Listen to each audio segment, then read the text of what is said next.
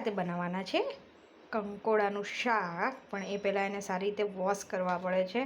મેં પહેલાં ધોઈ પાણીમાં નાખીને પછી એની અંદર નાખ્યું છે અડધી ચમચી જેટલું મીઠું. તો જો આટલી બધી અંદરથી ડસ્ટ નીકળી છે.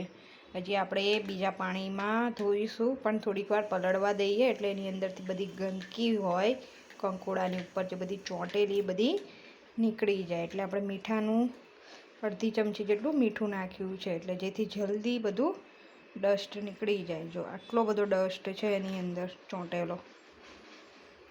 આને 3 થી 4 વખત ધોઈને પછી યુઝ કરવાના કંકોડાને.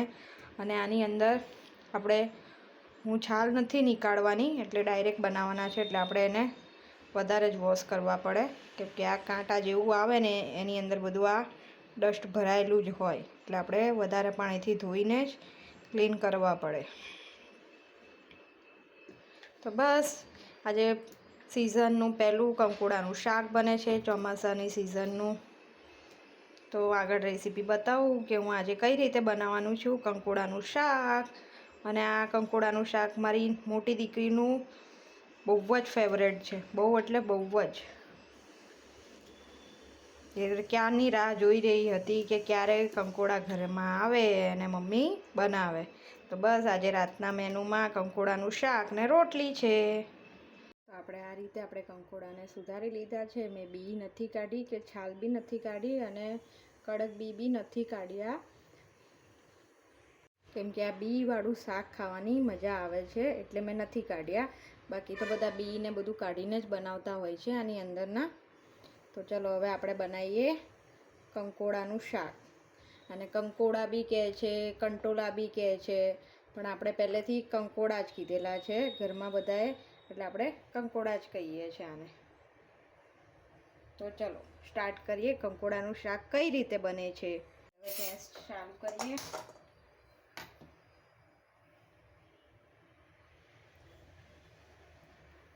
અને મેં કંકોડાને 5 થી 6 વખત સારા પાણીથી ધોઈ લીધા છે, એટલે આપણે અત્યારે આમાં પાણી નહીં નાખીએ, ધોઈને જ આપણે સુધારેલા છે.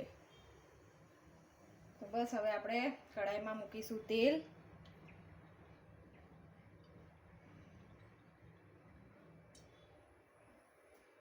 તેલ થોડું ગરમ થાય એટલે આપણે હિંગ નાખવાની છે આમાં.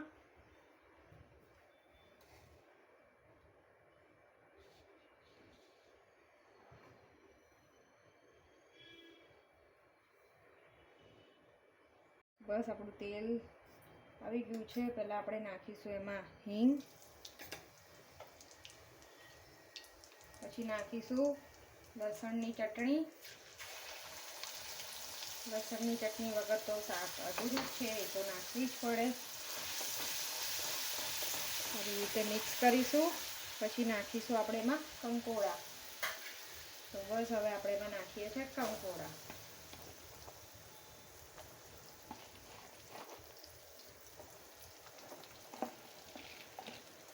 અત્યારે તમને કેટલું બધું શાક લાગે છે, બની જશે ને તો શાક સાવ થોડુંક થઈ જશે ચડી ગયા પછી. તો હવે સારી રીતે આપણે બધું મિક્સ કરીશું ચટણી સાથે કંકોડાને.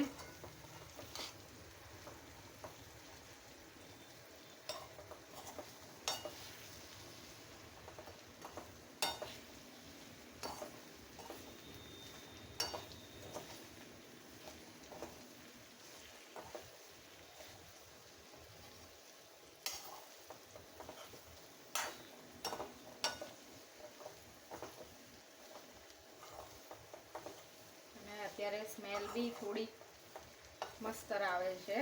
બની ગયા પછી તો ઓર સારી સ્મેલ આવશે કંકોડા.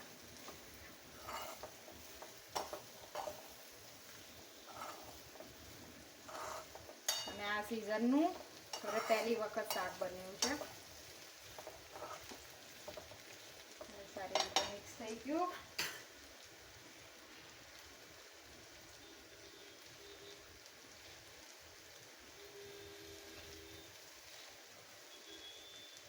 સ્વાદ અનુસાર મીઠું અને અને હળદર અત્યારે નાખીશું, થોડીક વાર ચડવા દેશું, પછી આપણે એમાં નાખીશું લાલ મરચું, ધાણા જીરું અને ગરમ મસાલો. તો થોડીક વાર ચડવા દયા પછી પાછું બધું મિક્સ કરી લઈએ. આપણે જે મીઠું ને હળદર નાખી છે એટલે કચરું ચડી જાય ને પછી આપણે એમાં નાખીશું મરચું, લાલ મરચું પાવડર, ગરમ મસાલો અને ધાણા જીરું.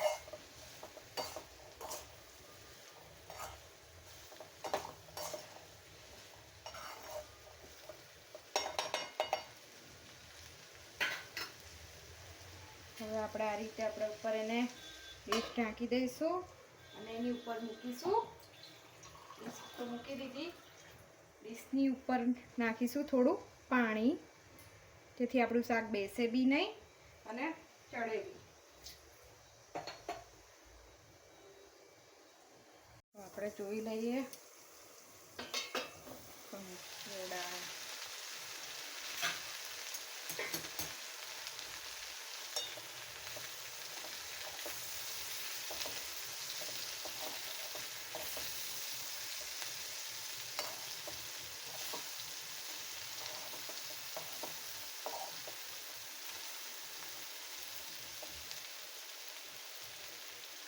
હવે આપણે એમાં નાખીશું ધાણા જીરું,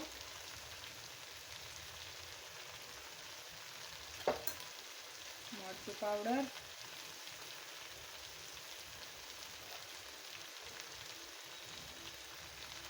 અને અડધી ચમચી જેટલો ગરમ મસાલો મિક્સ કરીશું.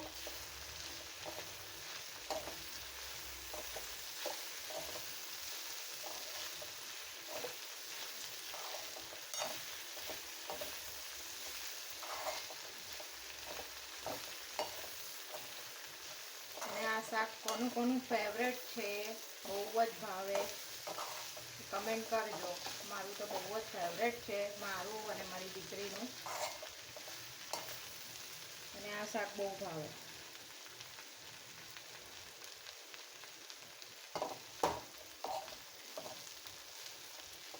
હવે પાછું થોડીક વાર આપણે ડીશ ઢાંકી દઈશું.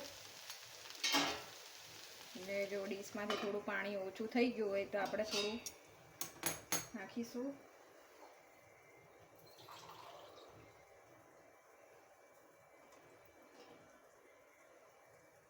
હવે થોડીક વાર ચડવા દઈશું, પછી આપણું કંકોડાનું શાક તૈયાર થઈ જશે.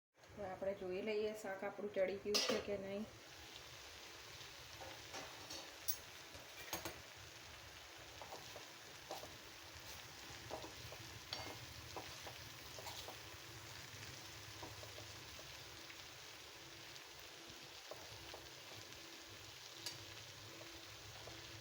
ચડી ગયું છે આપણું શાક.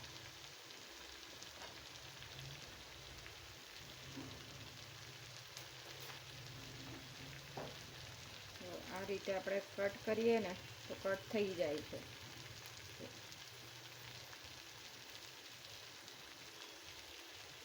આપણું શાક પરફેક્ટ ચડી ગયું છે. આપણે મિક્સ કરી લઈએ.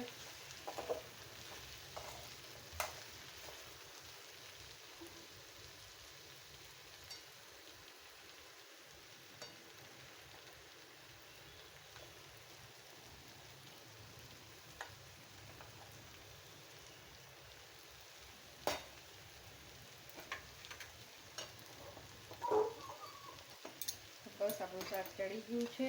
હવે ઉપરથી આપણે નાખીશું કોથમરી. ત્યાંના વગર આપણું શાક ટેસ્ટમાં અધૂરું છે.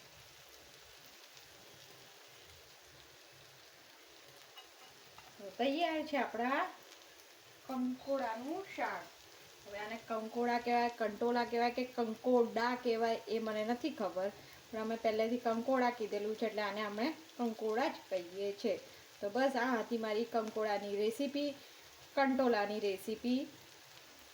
તો બસ તમને આ રેસીપી કેવી લાગી મને જણાવજો. ને એકદમ ઇઝી રીત છે બનાવવાની. લસણની ચટણી નાખી છે, બીજું આપણે કશું નાખ્યું નહીં, એને રેગ્યુલર ઘરના મસાલા જ નાખ્યા છે આમાં. તો બસ આ હતી આપણી કંકોડાની રેસીપી. તો ઓકે બાય, જય શ્રી કૃષ્ણ, જય સ્વામિનારાયણ. અને મને જણાવજો કે આ તમને કંકોડાનું શાક કેવું લાગ્યું, અને આને તમે કંકોડા કહો છો, કંટોલા કહો છો કે શું કહો છો, એ બી કમેન્ટમાં જણાવજો.